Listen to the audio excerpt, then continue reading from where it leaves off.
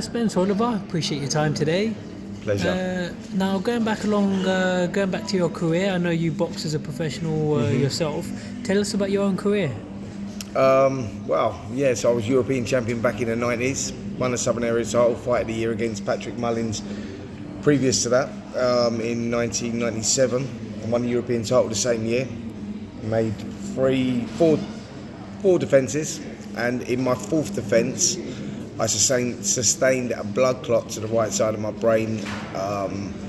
I collapsed in the 10th round. I was put into an induced coma, taken to the hospital. They realised I had a blood clot in the brain, and I required a 3-hour operation to remove the blood clot, where they drilled in one side of my head, took the head off, put it back. So then I was in a coma for 2 weeks, woke up still thinking I was at the Royal Albert Hall.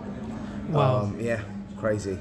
I woke up and I was looking around thinking, fuck, I must have been knocked out. Not realising the extent of it, and I had to learn to walk again, talk again, and here I am.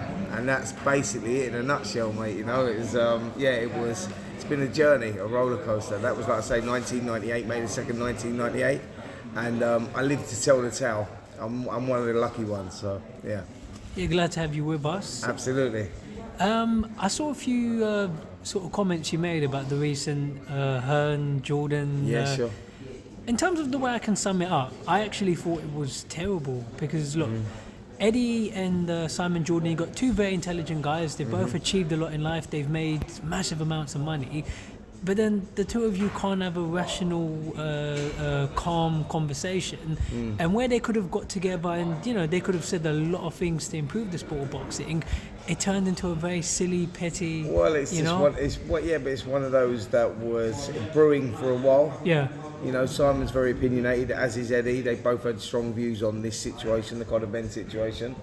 And it was always going to come to a head, it was interesting, man. It was good. I sort of like enjoyed it. I enjoyed it. I thought they both had their views on what the situation was regarding Conor Ben. Simon thinks it's morally wrong that Conor Ben is allowed to go and fight somewhere else. WBC installing him back into their rankings without even proving his innocence. I agree. He says that he's proved his innocence, but I don't as believe it that. remains, he's fucking failed 2 tests. Yeah. And it's right saying I've proved my innocence and WBC have put me back into the rankings on what basis? He still failed 2 tests. You know, he doesn't currently hold a license. He's not got a British license until he presents that evidence, which he says he's not going to do because the British Boxing Board can do one. But the British Boxing Board's rules are you are responsible for what you put in your own body. So, explain why it's in there. And he's saying, well, I've got the evidence to prove what it is, but I'm not presenting it. Okay, all right, and that's where we're at. But it does look like Conor's going to box probably in Abu Dhabi. Looks like June, and I reckon it'll probably even be Chris Eubank Jr. bizarrely enough. Wow. Yeah. Still. Well, Eddie sort of hinted that at the interview that he done right at the end of that interview. He said, you know, that's their what looks like front runner. I know Pacquiao was in there, and Conor, Kell Brook, was a front runner as well. But I've got a feeling it will be Eubank Jr. But we'll have to wait and see. I mean, I know that he's got obligations. He activated that rematch clause with Liam Smith. Liam Smith's still waiting for that date. He's frustrated at the moment. He doesn't know when he's boxing.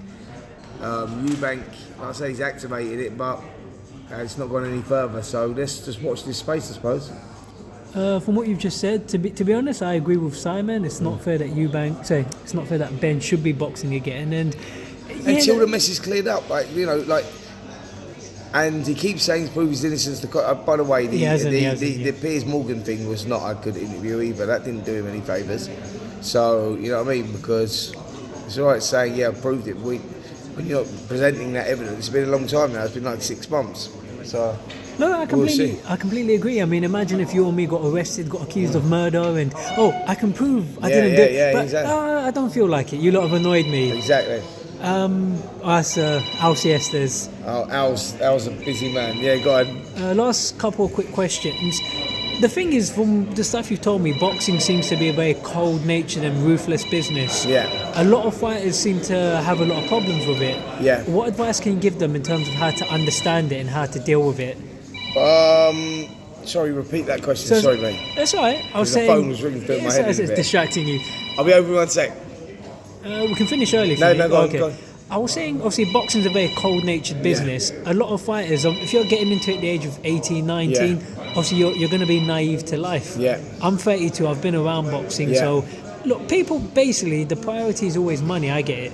Yeah. A lot of fighters don't know. So, what advice can you give them in terms of how to understand the business and how to deal with the nature of people in boxing? Surround yourself with good people because there's a lot of sharks out there.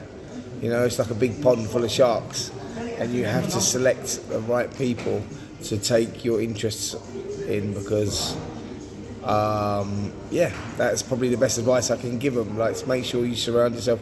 You know, study who's good, who's not good. To have a look at the situations, and it's a tough game. It is a tough game, but surround yourself with good people.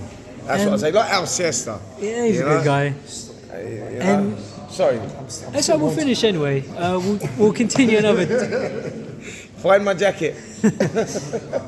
You know what I'm saying, guys. Yeah, You need to make sure that the value of the reward is similar to the value of the jacket that you're fighting. absolutely. You know how it works. I know. Yeah, I'm happy for that. I'm happy for that. All right, But so we'll finish off for today, Yeah. Spencer. We'll talk another time. if you like. 100%. But good speaking to you. Sorry I couldn't do it. No, longer. no. Thanks for your time. All right, bro.